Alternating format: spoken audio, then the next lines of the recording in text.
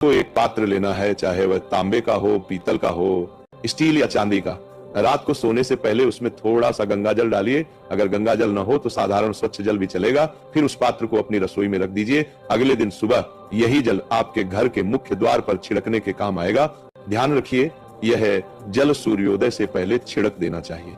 यह समय सबसे शुभ माना गया है, क्योंकि कहा जाता है कि प्रातःकाल मां लक्ष्मी स्वयं प्रत्येक द्वार पर आती है।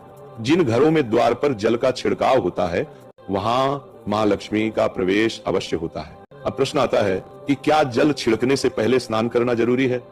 तो देखिए, ये कार्य पूजा नहीं बल्कि एक उपाय है, इसलिए इसे बिना स्नान किए भी किया जा सकता है। सुबह उठते ही सूरज निकलने से पहले रसोई में जाएं, वहां रखा जल उठाएं और अपने घर के मुख्य द्वार पर उसका छिड़काव करें। इस समय मां लक्ष्मी और अपने पितरों का ध्यान करें और मन ही मन प्रार्थना करें, हे मां लक्ष्मी, मेरे घर में प्रवेश करें, अपने आशीर्वाद से मेरे परिवार को सुख, शांति और समृद्धि प्रदान करें।